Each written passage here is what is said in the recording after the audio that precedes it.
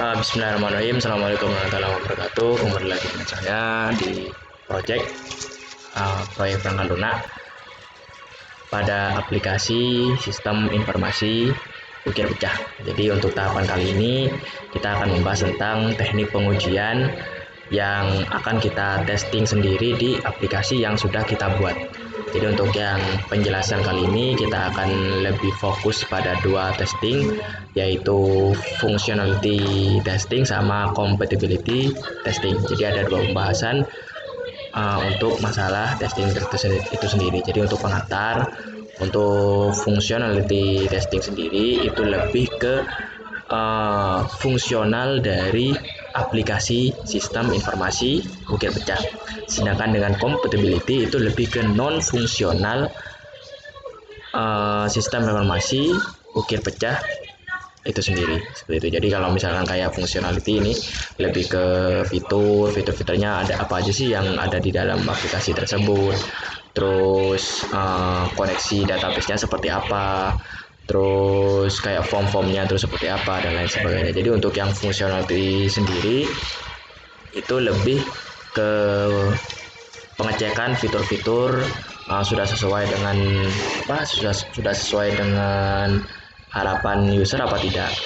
Terus yang kedua itu koneksi database. Jadi koneksi database-nya proses create, read, update sama delete itu sudah berjalan dengan semestinya atau tidak. Terus yang ketiga itu pengecekan cookie. Cookie itu lebih, kalau kita istilahkan, itu adalah data yang tersimpan di dalam sistem tapi dalam sisi klien, bukan sisi server. Jadi jika klien melakukan suatu perubahan pada data barang atau data transaksi pada aplikasi tersebut, jika ingin melakukan pengisian kembali pada data atau keterangan, jadi nanti ada sugesti dari cookie tersebut yang akan muncul.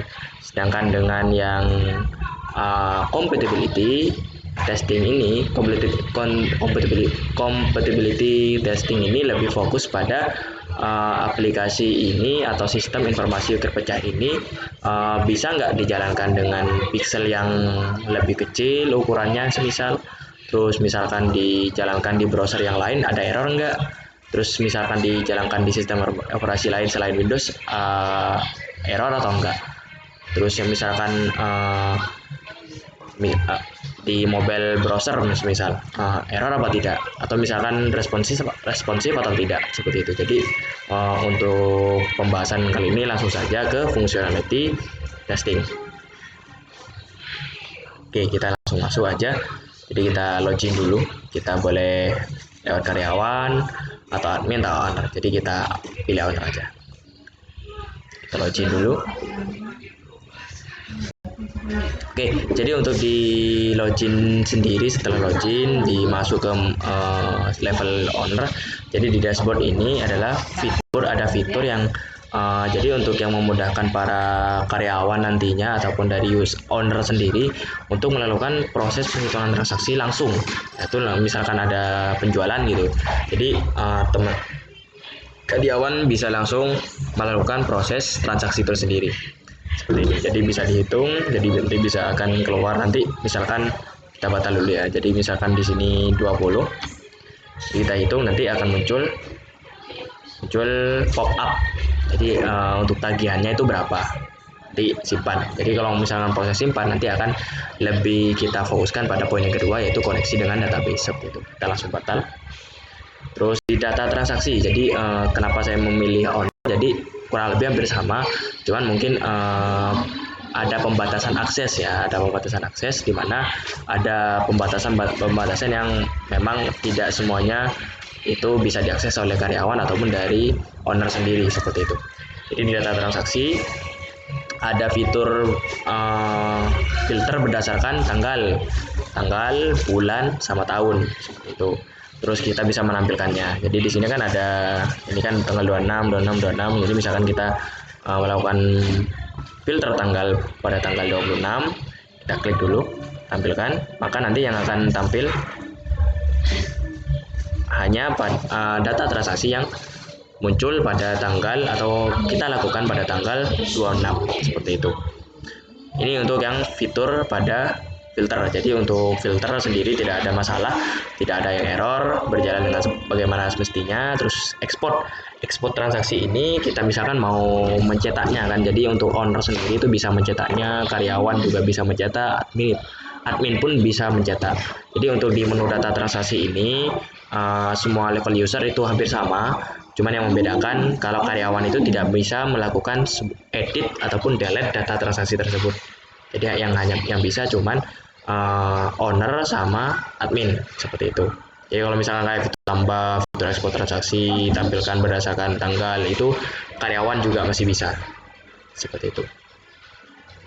Oke, ekspor transaksi kita ekspor dulu. Berjalan dengan semestinya atau tidak? Oke. Oh, di sini sudah muncul, jadi kita bisa membukanya. Nah, jadi untuk data transaksi tersebut udah muncul. Nah, data transaksi pada tanggal 26 bulan 5 2020. Nanti ini bisa dicetak atau lain sebagainya seperti itu. Kita close saja. Terus untuk tambah nanti akan muncul seperti ini. Jadi kita misalkan mau melakukan transaksi kembali, tidak usah harus kita repot-repot ke dashboard lagi, membuka dashboard lagi, tidak usah. Kita tinggal tambah pada fitur tambah di sini. Jadi di sini misalkan kita mau nambahkan 30, dia langsung tambah, nanti akan keluar tagihannya. Jadi total seperti ini. Karena tadi kita lebih fokus ini lebih ke fitur-fiturnya saja. Jadi untuk proses simpan kita akan lebih bahas pada poin yang kedua, yaitu koneksi database. Kita batal aja. Oke, untuk edit. Jadi untuk edit di sini jadi bisa kalian lihat juga untuk edit ke harganya berapa, keterangannya berapa, nanti itu proses edit. Tapi kalau untuk proses edit nanti lebih jelasnya lebih di poin kedua, itu koneksi database. Delete sama juga delete dulu, lebih ke proses CRUD daripada koneksi database, nanti akan kita lebih bahas. Jadi kita cancel. Itu data barang. Nah, di data barang sendiri sama kayak kita penjelasan ke yang kemarin-kemarinnya. Jadi untuk karyawan itu hanya bisa melihat data barang saja, tidak bisa mengedit ataupun mendelete dari barang itu sendiri. Yang bisa mendelete atau mengedit data barang itu hanya karyawan, hanya bisa yang owner sama admin seperti itu. Jadi untuk tambah di sini kita misalkan mau nambah jadi kode barang, kita tinggal masukkan kode barangnya, tinggal namanya apa, baru nanti kita tambah. Nah, untuk proses tambahnya nanti kita lebih fokus ke koneksi database. Kita close. Oke, sudah. Jadi untuk fitur-fiturnya semuanya sudah berjalan dengan baik. Jadi ini juga kita bilang kita mau mengeditnya, kita mau delete, udah sesuai dengan fitur-fitur yang sudah kita rencanakan dengan konsumen. Jadi semua fitur-fitur yang ada di dalam aplikasi ini itu sudah berjalan dengan baik. Oke, kita masuk kepada poin yang kedua, yaitu koneksi database. Jadi untuk koneksi database sendiri kita dari dashboard. Jadi dashboard ini kita misalkan isi 30. Jadi kita isi 30, hitung. Nah, ini untuk tagihan dari konsumen ya. Jadi konsumen kalau misalkan mau ngeprint hitam putih 30, kita harganya itu 235 per lembar. Jadi untuk tagihannya itu total Rp7.050. Jadi kita proses simpan. Oke. Udah berhasil, transaksi berhasil, akan muncul. Nah, di sini sudah tertera bahwa hitam putih 30 halaman. Jadi untuk proses penambahan jadi untuk penginputan datanya sudah bagus, sudah tidak ada yang error.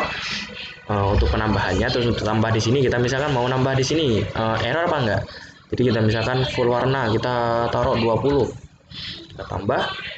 Oke, 20.000 kita simpan. Oke, transaksi juga berhasil. Kita lihat di sini full warna 20 halaman, 20.000.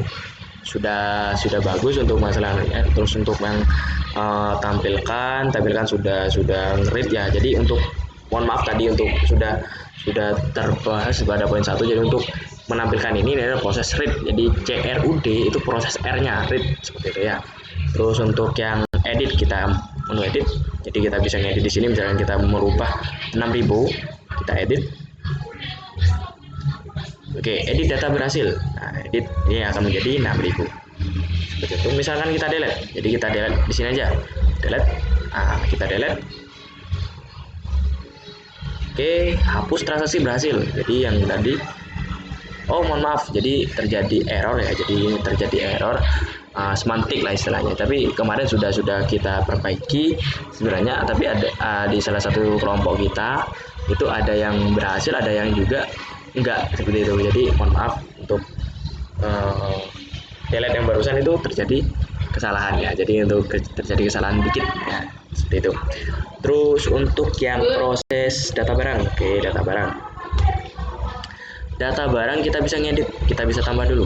Kita bisa tambah, misalkan kita kodenya P100 ya, P100, namanya kertas juga, kertas. Kita tambah.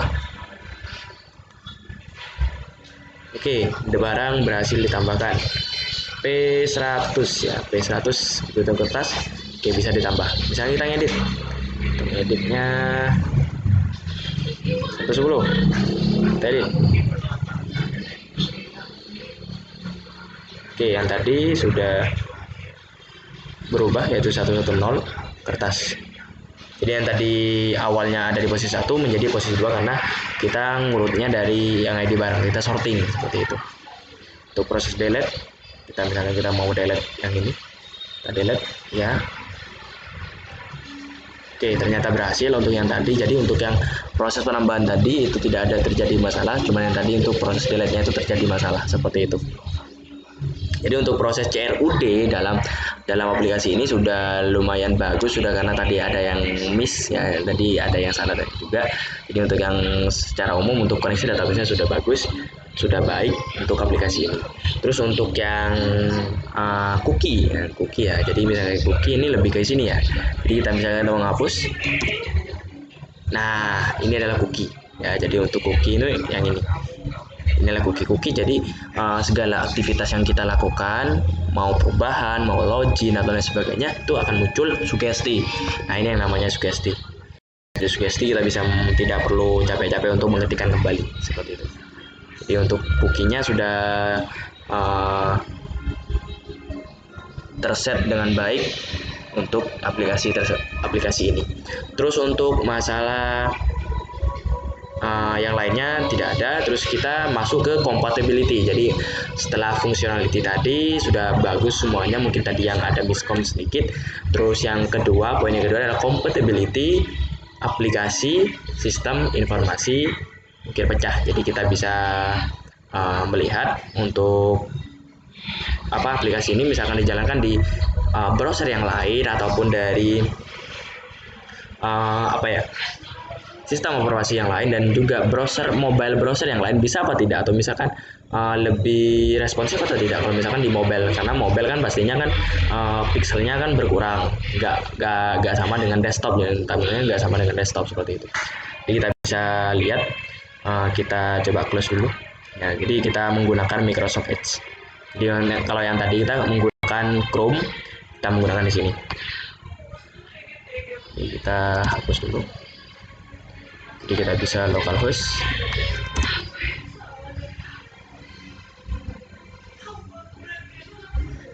Nah, di sini juga udah kita admin. Nah, kita login dulu.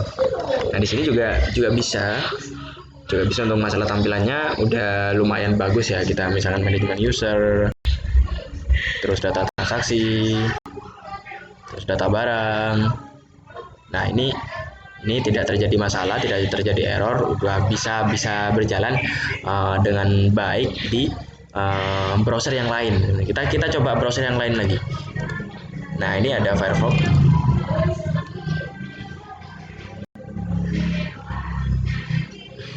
Kita coba Firefox ya, di localhost.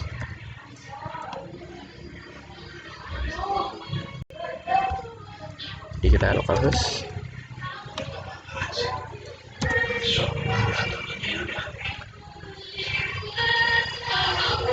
Nah, di sini untuk kita coba di browser yang lain, di Microsoft Edge sama Mozilla Firefox sudah bagus, tampilannya juga bagus untuk masalah tampilannya aplikasi ini. Jadi untuk aplikasi ini kompatibel lah, jadi untuk browser yang lain itu kompatibel banget seperti itu. Jadi data transaksi ya, seperti ini, kita close seperti ini, jadi kompatibel ya. Jadi untuk yang browser-browser yang lain itu sangat kompatibel untuk aplikasi ini dijalankan. Jadi misalkan konsumen nanti tidak mempunyai Chrome tapi mempunyai Mozilla Firefox, itu bisa digunakan seperti itu. Kita close. Jadi untuk compatibility ini kita bagi dengan 3 poin, yaitu kita browser pada laptop, browser pada mobile, sama sistem operasi seperti itu. Jadi untuk yang